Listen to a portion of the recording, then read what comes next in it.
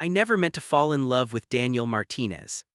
How could I? He was my best friend's older brother, 3 years my senior, impossibly out of reach and as far as I knew, completely straight. But life has a funny way of demolishing the walls we build around our hearts, brick by careful brick, until we're standing in the rubble wondering how we ever thought we were safe.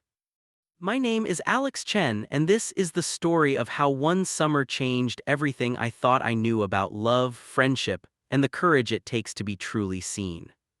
It started the way most disasters do, innocently enough. "Dude, you're coming to the lake house, right?" Marcus had his phone wedged between his shoulder and ear as he rummaged through his gym locker. "My parents are letting me bring friends for the whole month of July. It's gonna be epic." I grabbed my backpack, already mentally calculating whether I could afford to take that much time off from my summer job at the bookstore. "I don't know, man. My mom's been on me about saving for college." "Your mom loves me," Marcus interrupted with the confidence of someone who'd been eating dinner at my house twice a week since we were 12. "I'll convince her. Besides, when are we gonna get another chance like this? Senior year starts in August, and then it's all college applications and SATs and adulting."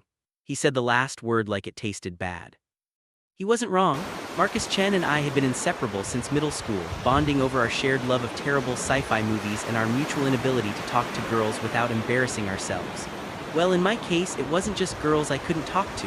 It was anyone I found remotely attractive, which had become a complicated internal landscape I was still mapping out.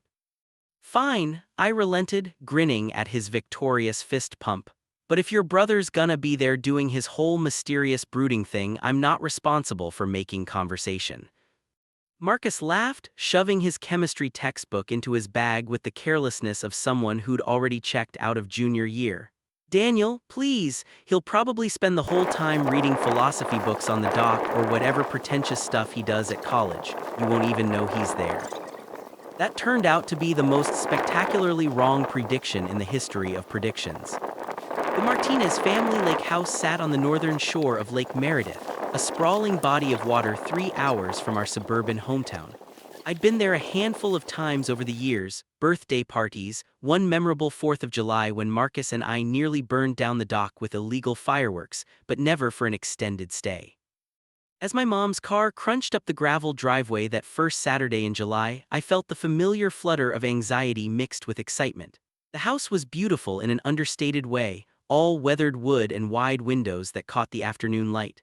A sprawling porch wrapped around the front, complete with a hammock that swayed gently in the breeze. "You have everything?" my mom asked for the third time, her hands still gripped on the steering wheel though we'd been parked for a full minute. "Yes, Mom, phone, charger, inhaler, my sense of adventure." I leaned over to kiss her cheek. "I'll text you every day, I promise." She squeezed my hand, her eyes soft with that particular brand of maternal worry that never quite goes away. "Have fun, baby, and Alex." She waited until I met her eyes. "Be yourself, okay? You don't have to be anyone else." I nodded, not quite trusting my voice. My mom had always had an uncanny ability to see right through me, even when I wasn't sure what there was to see. Marcus burst through the front door before I'd even grabbed my duffel from the trunk, all enthusiasm and chaotic energy. "Finally, dude, you're in the room next to mine. My parents just left for their anniversary cruise, so we basically have the place to ourselves. Well, except for Daniel, but he's..." "Right here," a deeper voice said from the doorway. And there he was.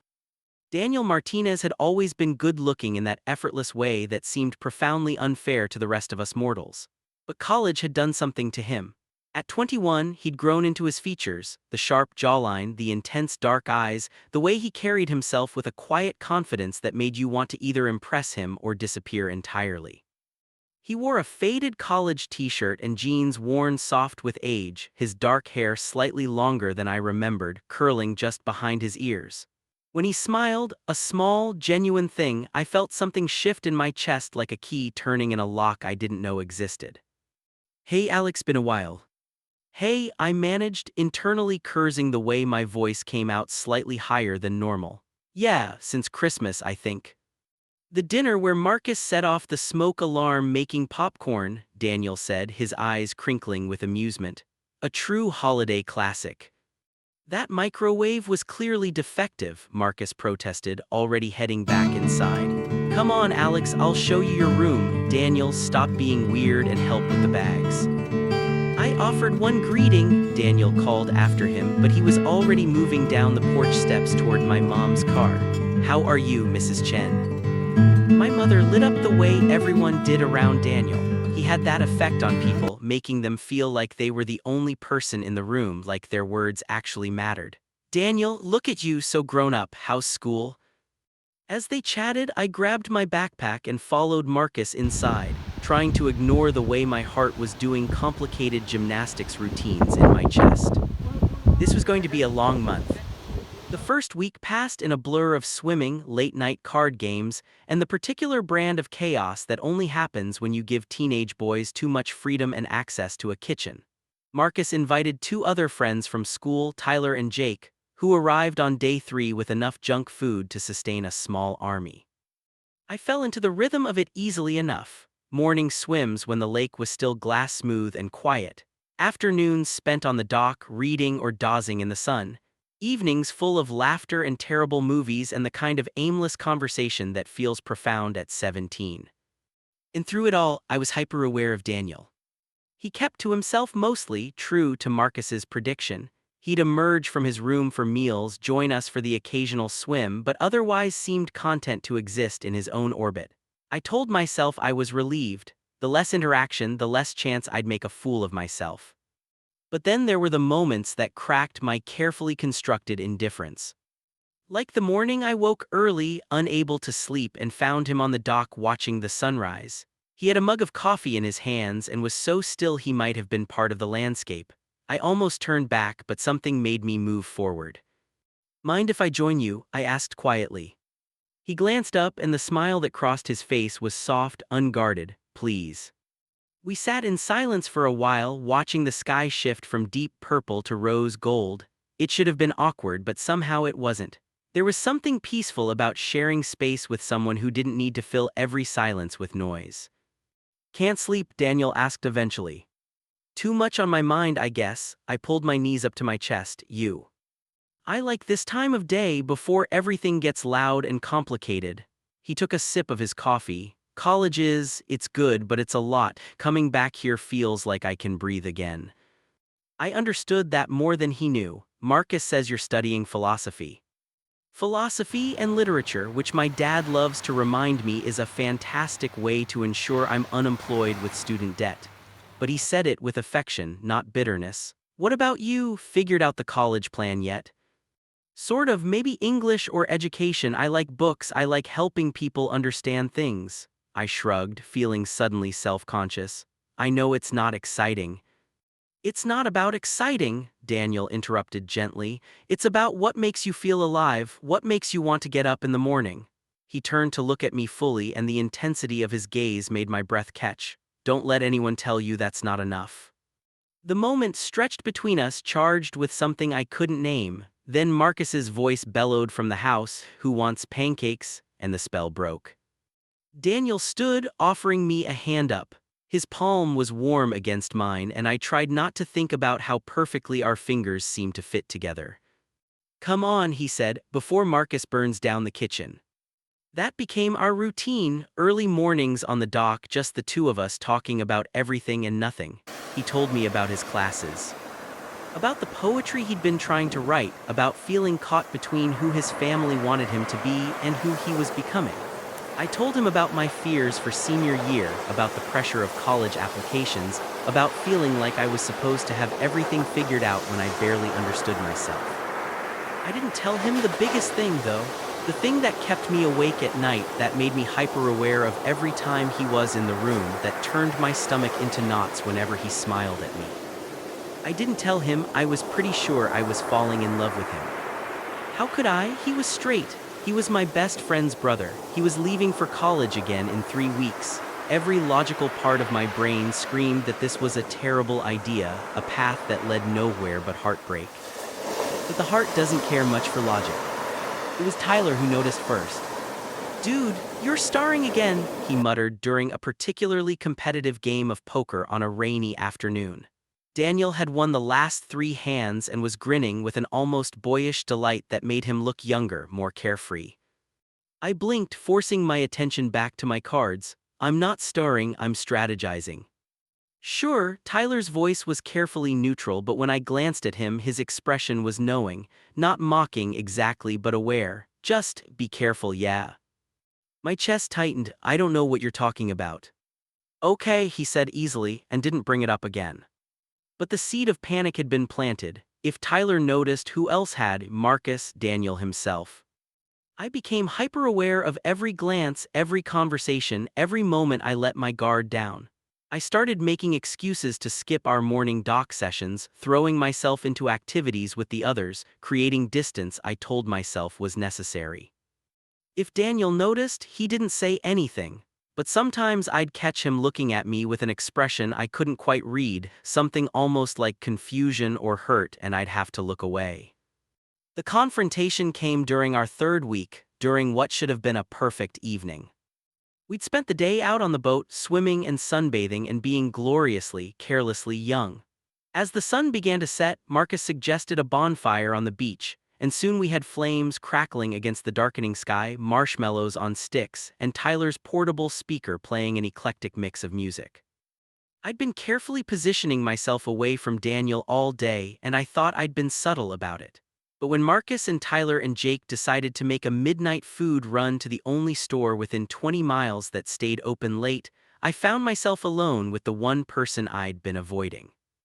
You can come, Marcus called from the driveway. Probably need another car anyway.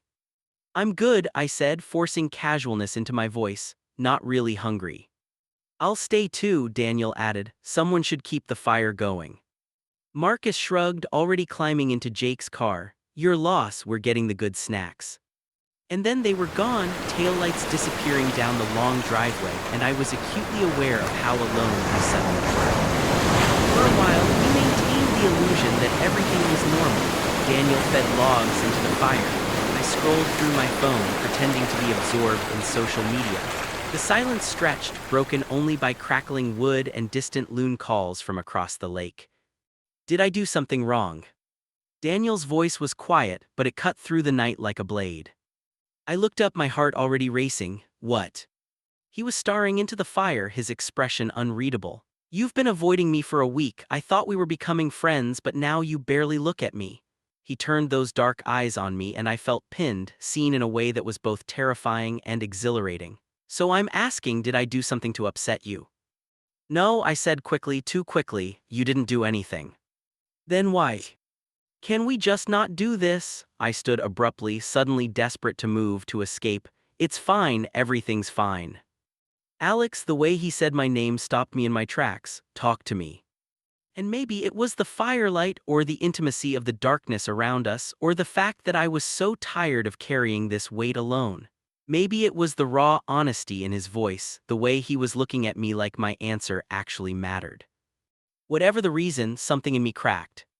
You want to know why I've been avoiding you? The words came out harsher than I intended.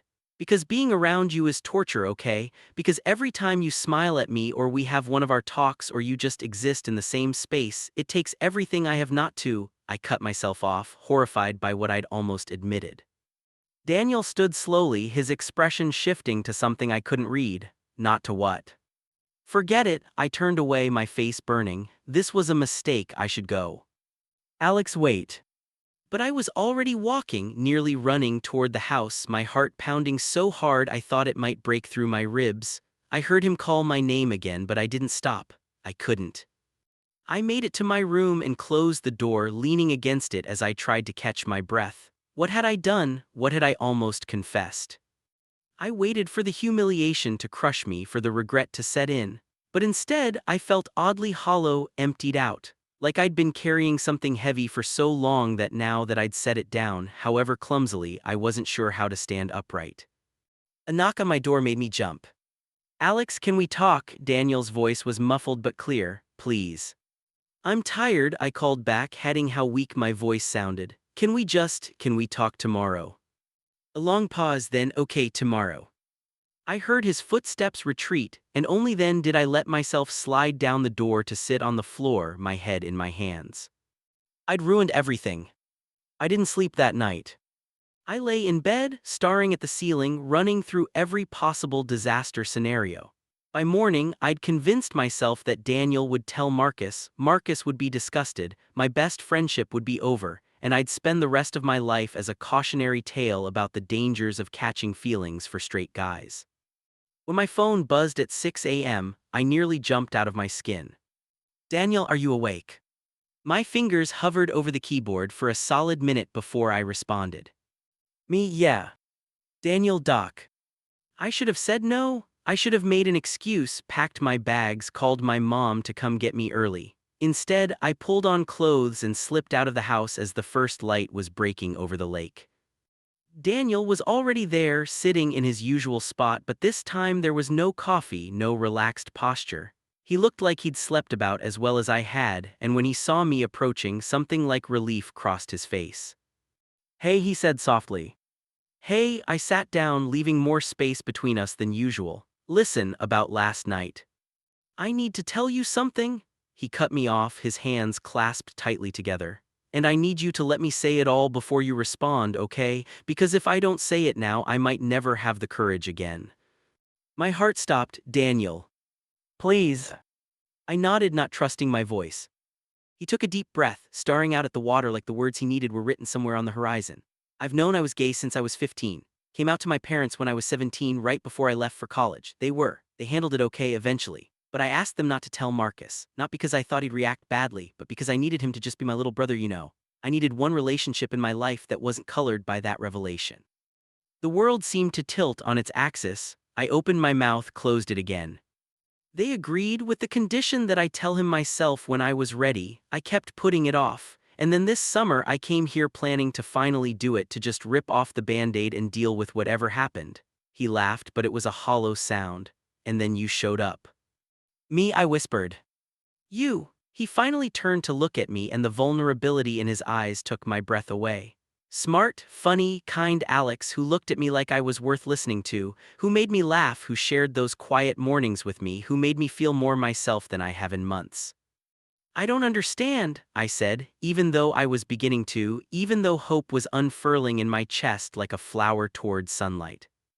I have been trying so hard not to fall for you, Daniel said, and his voice cracked on the words. You're my brother's best friend, you're 18, you're here for the summer and then you're going back to your life and I'm going back to school and it's complicated and messy and probably a terrible idea.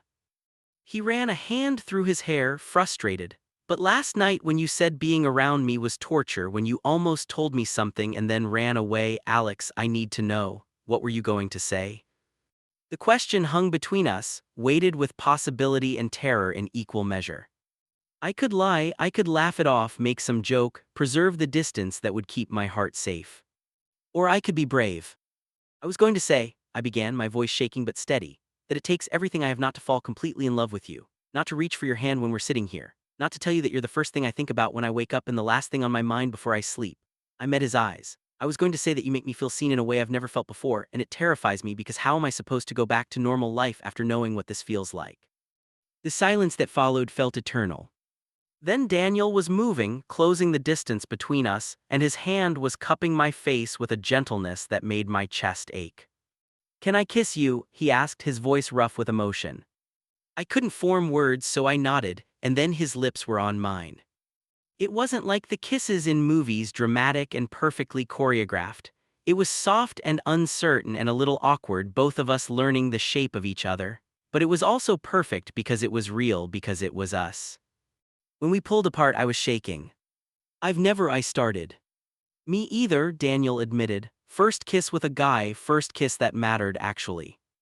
We sat there in the growing light, his hand finding mine, our fingers interlacing like they'd been designed to fit together. I felt dizzy with joy and terror and the overwhelming sense that my life had just fundamentally changed direction.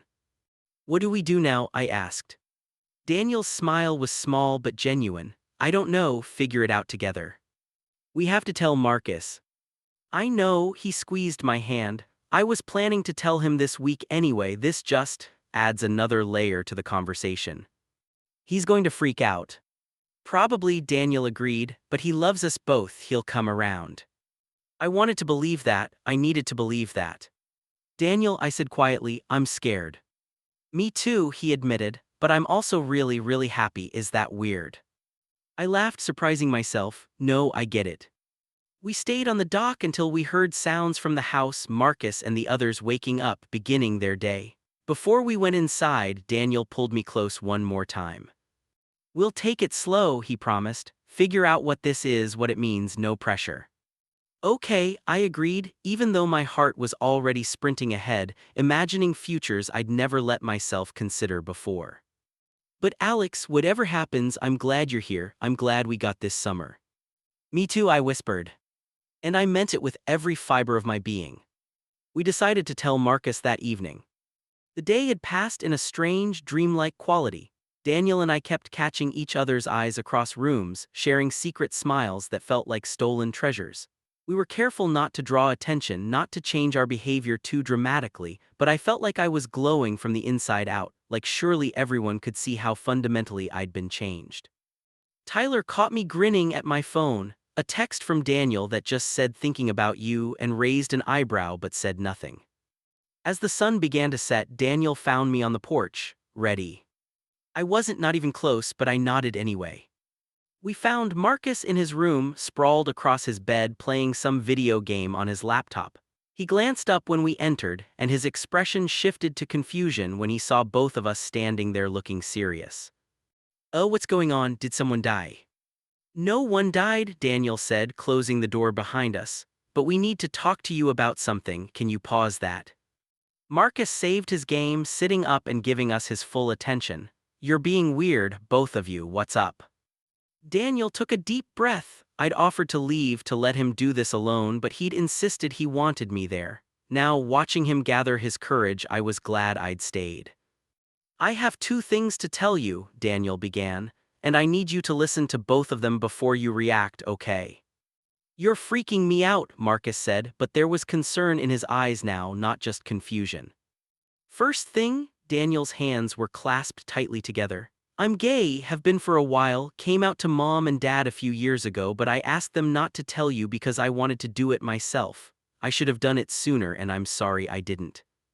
Marcus blinked once, twice, then okay. Okay, Daniel repeated. Yeah, okay, Marcus shrugged.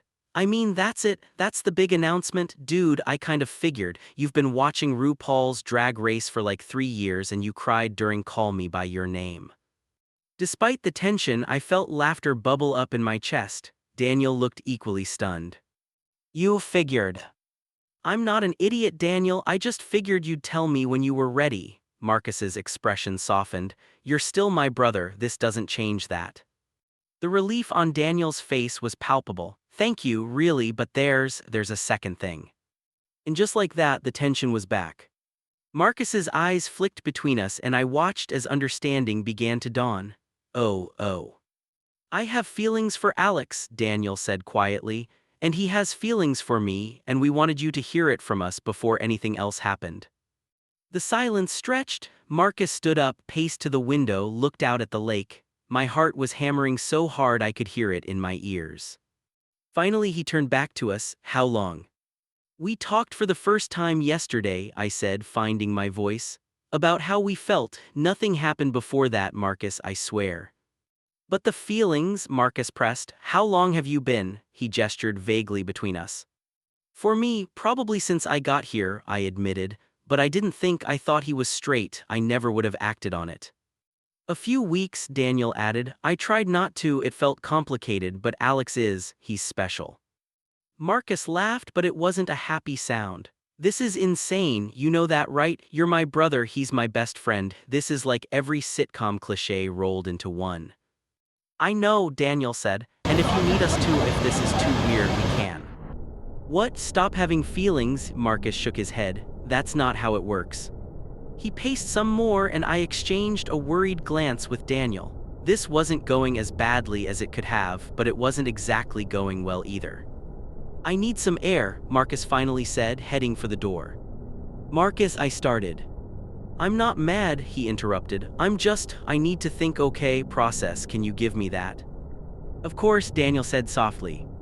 When the door closed behind him, I sank onto Marcus's bed, my legs suddenly unwilling to hold me up. That could have been worse, Daniel offered, sitting beside me. Could have been better too. True, he took my hand, threading our fingers together, but he didn't disown either of us, so I'm counting it as a win.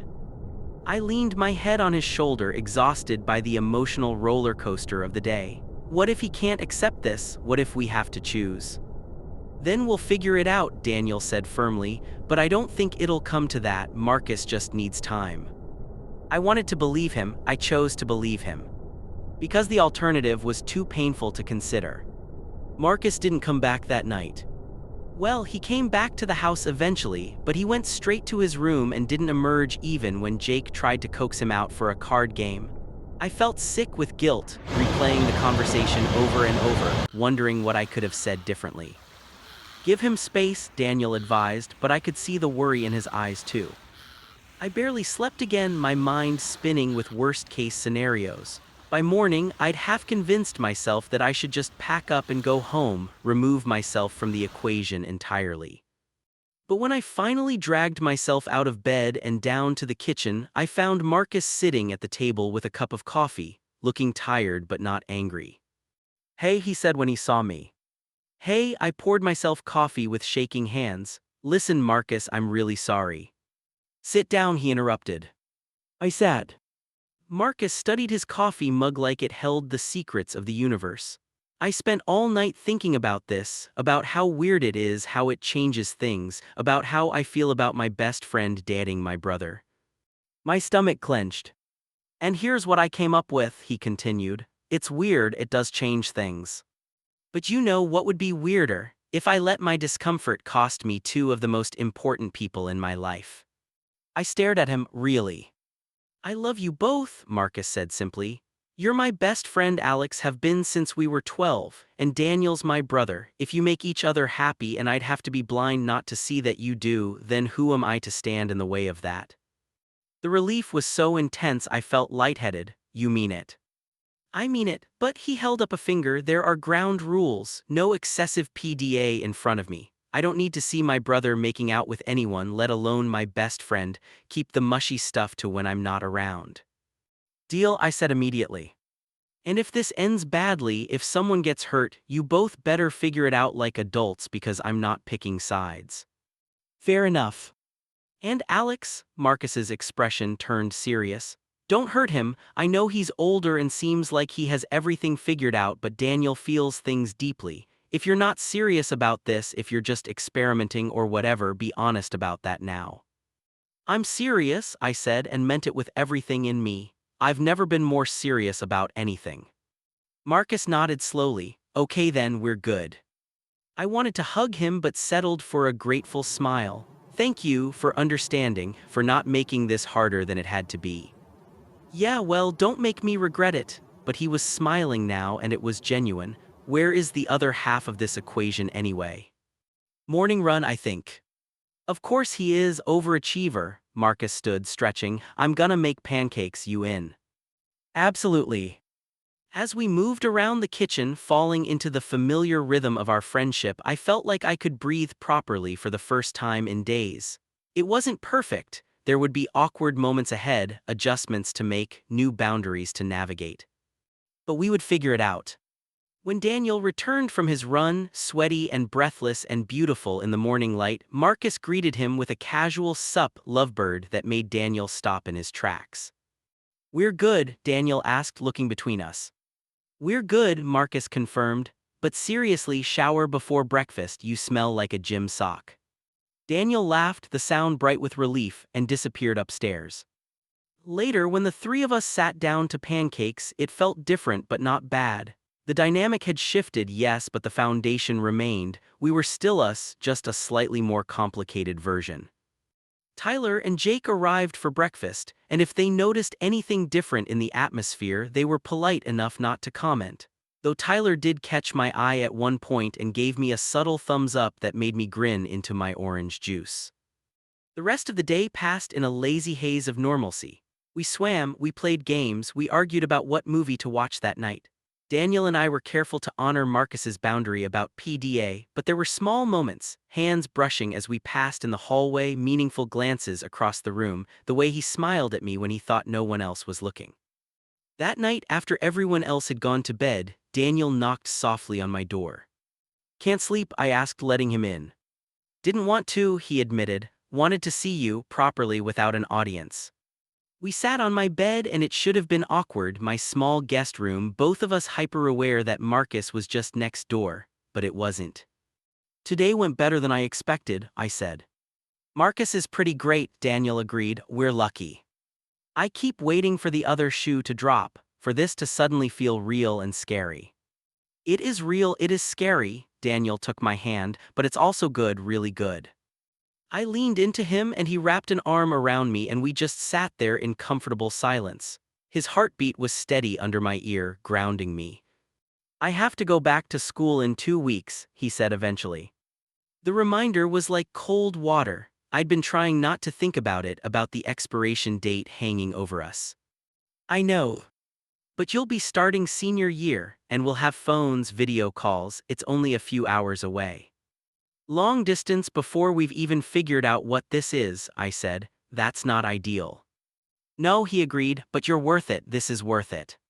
I tilted my head up to look at him. "You really think so?" "I really think so," he kissed my forehead gently. "We'll figure it out, Alex, one day at a time." And in that moment, wrapped in his arms in the quiet darkness, I believed him. If this story touched your heart, show your support by liking this video.